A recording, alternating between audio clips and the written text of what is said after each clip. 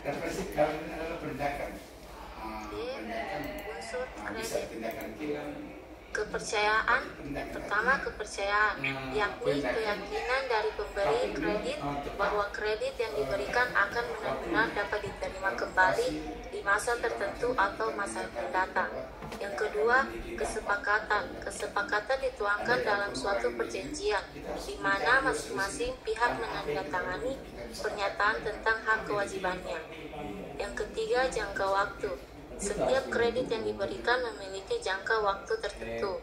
Yang keempat, risiko adanya suatu tenggang waktu pengembalian akan menyebabkan risiko tidak tertagihnya pinjaman yang telah diberikan atau kredit macet.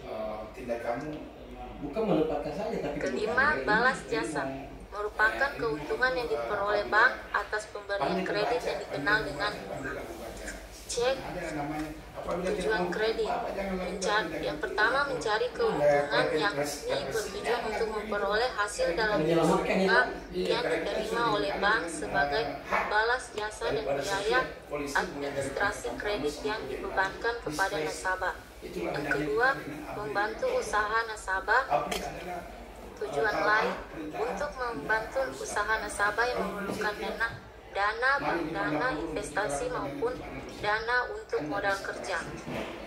Yang ketiga, membantu pemerintah. Bagi pemerintah, semakin banyak kredit yang disalurkan oleh pihak perbankan, maka akan semakin baik, mengingat bahwa semakin banyak kredit berarti adanya peningkatan pembangunan di berbagai sektor.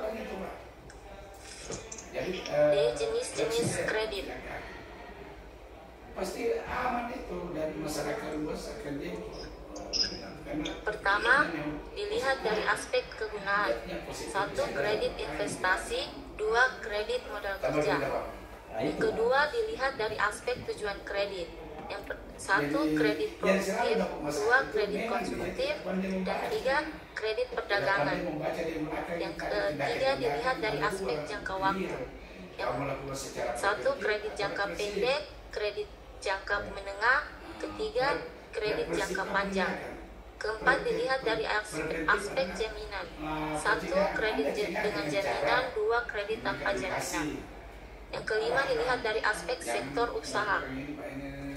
Kredit pertanian. 2. Peternakan. Ketiga, kredit industri, baik industri kecil, menengah, atau besar. Keempat, kredit pertambangan. Kelima, kredit pendidikan. Keenam, kredit profesi.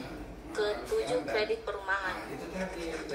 Baiklah, selanjutnya akan dipresentasikan oleh Egi Firjani. Perjanjian kredit. Perjanjian adalah sebuah peristiwa saat seseorang berjanji kepada orang lain atau dua orang tersebut saling berjanji untuk melakukan sesuatu hal.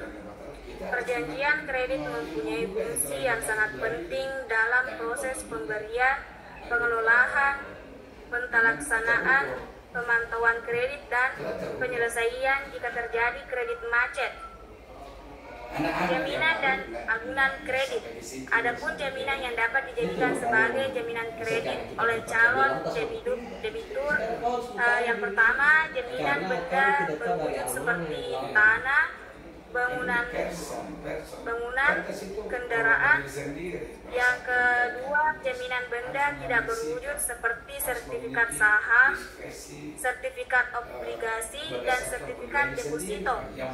Yang ketiga, jaminan orang, yaitu jaminan yang diberikan oleh seseorang, dan apabila kredit tersebut macet, maka orang yang memberikan jaminan itu yang akan menanggung risikonya. Prinsip-prinsip jaminan kredit. Yang pertama, kekayaan seseorang merupakan jaminan atas utang-utangnya. Yang kedua, kekayaan tersebut mencakup pula benda-benda yang bergerak dan tidak bergerak. Yang ketiga, kredit tidak dibenarkan mengambil barang jaminan untuk langsung dimiliki dan dianggap sebagai pelunasan utang debitur. Selanjutnya akan dipresentasikan oleh Radita.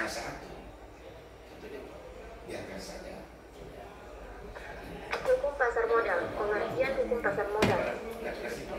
Pengertian pasar modal dalam arti sempit adalah tempat para penjual dan pembeli untuk melakukan transaksi. Pasar modal secara umum adalah suatu tempat bertemunya antara para penjual dan pembeli untuk melakukan transaksi dalam rangka memperoleh modal. Pengertian hukum pasar modal. Hukum pasar modal adalah serangkaian peraturan perundang-undangan yang mengatur tentang tata cara pemenuhan modal suatu perusahaan melalui penawaran umum dan perdagangan efek, termasuk mengatur tentang lembaga, profesi penunjang yang terkait dengan efek, dan perusahaan pabrik yang berkaitan dengan efek yang diterbitkannya. Instrumen pasar modal. Saham. Saham merupakan surat berharga yang bersifat signifikan di mana si pemilik saham merupakan pemilik perusahaan. Berikut adalah jenis-jenis saham yang dapat ditinjau dari beberapa segi. Yang pertama, dari secara peralihan. Saham atas tunjuk atau bear stock merupakan saham yang tidak mempunyai nama atau tidak tertulis. Nama pemilik dalam saham tersebut. Saham jenis ini mudah untuk dialihkan atau jual kepada pihak lain.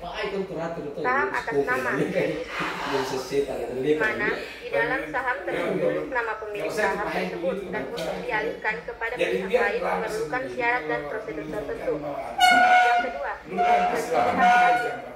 saham biasa atau common stock merupakan saham yang dimana pemegangnya memiliki hak suara terkait perusahaan dan dikatakan sebagai pemilik perusahaan yang sesungguhnya, namun memiliki klaim residual setelah seluruh hak pemegang saham preferred terpenuhi dan terbayarkan.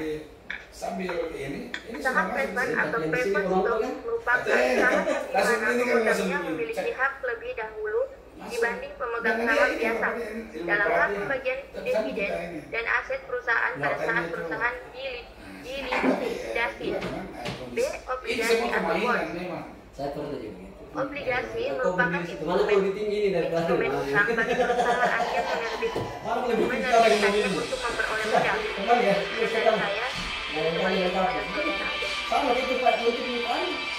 Dari saya, Assalamualaikum, saudaraku. Silakan jika ada yang ingin bertanya. Saya telepon dulu istrinya, nak. Ada Reku, apa bang?